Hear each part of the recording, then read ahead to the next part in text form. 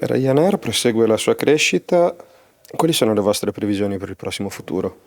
I mean, Ryanair has grown by almost 40% in Italy pre and post COVID when our competitors have got smaller. So I think that's good news for Italian citizens, particularly in the regions, because we've got the lowest fares. We've got the lowest cost that translates into the lowest fares. And the lowest fares means that Italian citizens have better connectivity, better tourism, and more jobs come from that. So we're going to continue to invest here in Italy. Nell'ultimo periodo abbiamo visto un aumento dei costi generale, dall'aumento del costo dei carburanti all'inflazione, oltre all'aumento della tassa sui voli. Che strategia state adottando per proteggere i vostri prezzi? I think it's not a question of protecting your prices. Ryanair has always been load factor active, yield passive. What does that mean? We take whatever prices that there are that people are willing to pay, and that means that that's generally translated into the lowest fares. The lowest fares in the market. So there's been constraints in supply of aircraft throughout Europe, but initially I think we've grown by over 140% since pre-COVID. So I think we're in a good position here in Italy to continue with the lowest fares, best connectivity and the best chance of creating more jobs and tourists. I viaggiatori italiani quindi dovranno aspettarsi un aumento dei prezzi per quest'estate? I think generally what's happened in Europe because of higher oil prices and less capacity, I think the trend is in general that prices will gravitate up. But in the case of Ryanair, we'll always have the lowest fares in the market. And we'll have the lowest fares in the regions in particular, where the regions depend on us, as people in the regions know, for connectivity, tourists and jobs.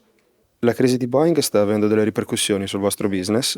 Yeah, I mean, we were expecting to get 57 aircraft this year. It's likely to be 40 aircraft. But we're not going to cancel any routes. We may have some cutbacks on some routes, but not in Italy. It'll be elsewhere in Europe. We would prefer to have those aircraft from Boeing because the summertime is when we make most of our returns. So we would like the aircraft. We don't have them. We've minimized the effect on consumers, but there's little or no effect here in Italy. La situazione geopolitica attuale, soprattutto la guerra in Ucraina, ha influenzato in qualche modo le vostre rotte? No, we were able to reverse our routes out of Ukraine. We'd love to see. I think everyone would like to see an end to the conflict there. Ryanair has already made a commitment to the Ukraine government that we would invest in aircraft and open bases in most of their major airports in Lviv, in Kiev and Odessa when the conflict ends. And it's just a human tragedy that it continues. But we would be delighted to play our part in reopening Ukraine with connectivity to the rest of Europe. Relativamente al conflitto in Medio Oriente, invece? Yeah, I mean, in the current conflict in Gaza, Ryanair had almost 100 frequencies a week in and out of Tel Aviv.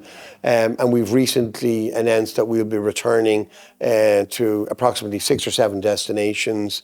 And we're going to do that from, I think, the 1st of June. And those routes will be relaunched, and I think we'll be able to grow there because people need to get to and from Tel Aviv.